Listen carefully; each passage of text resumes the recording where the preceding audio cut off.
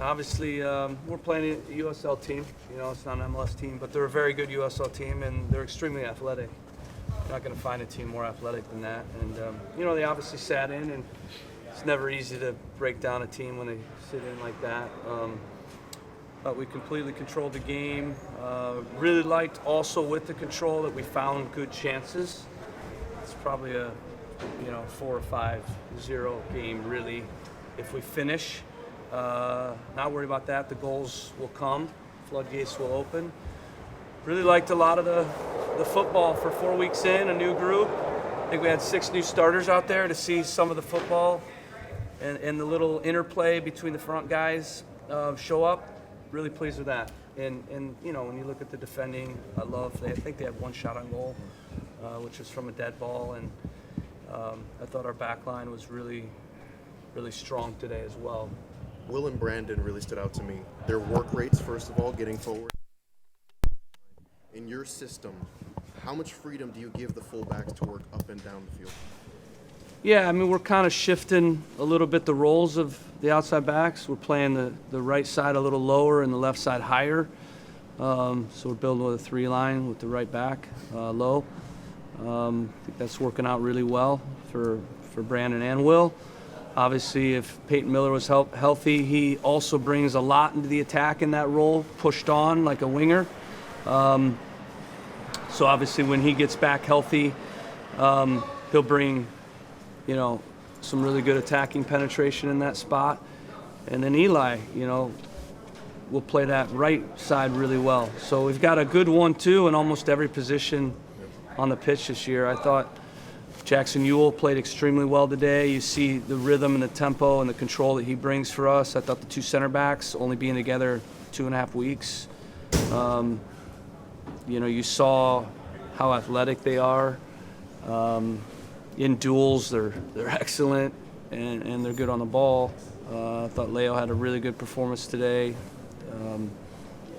He scored a goal, but had a couple others that will be goals. Ghana continues to impress me just with his football IQ and his technical ability. I thought it was a good performance. Obviously, you can only play the team in front of you, and we controlled the game really well. I would have liked to see a few more goals, but that'll come. Can you talk about the set pieces? 2 set piece goals. You guys brought in a set piece analyst. Can you talk about him and then also the idea of dual and getting those set piece goals? Yeah, obviously important part of the game. In most leagues in the world, it's 30%. 25 to 35% of the goals scored are on set pieces. We weren't really good last year on that, and we felt it was important to bring in a guy that could run those. And you look around the world, a lot of the top clubs in the world have set piece coaches. It's not something in MLS that many clubs have. So I decided with the opening of my staff to go after a guy, and we were able to get a guy from Brentford. They're known as a breeding ground for set piece coaches. They have some of the top set piece coaches in the Premier League right now, with clubs like Chelsea and Arsenal and Manchester United. So he's got a really good understanding of just that side of the game. It's great because it's a specialized part of our game, and I think you'll see more and more MLS teams have set piece coaches like the rest of the world. And Caleb, can you also kind of talk about Leo Campano's performance and just also too on that first goal, being able to go up and win that ball, and just what you've been able to see from him? Yeah, he's just a quality player. You can see he's very smooth. The ball's into him. He's not losing it. He's combining with Carles, holding the ball, makes really good runs. Yeah, again, I would have liked to see a few more goals, but I thought the actual cutting edge of our attack was there today. We got in behind them a lot. We got in great spots. We got in the box. And there, if you rewatch it, and I will tonight, there are a lot of really good moments. Frankly, some good actions that I didn't see last year.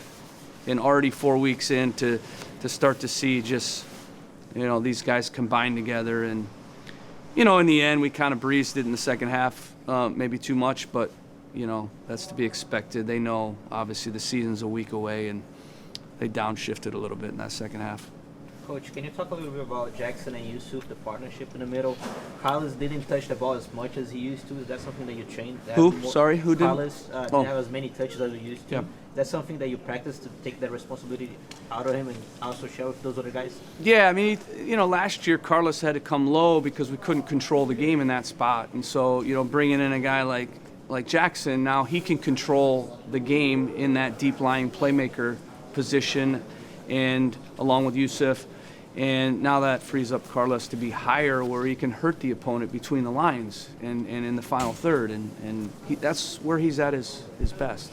So, you can see he's in a little bit more of a rhythm where he'll come at times and help us dictate the game along with Jackson.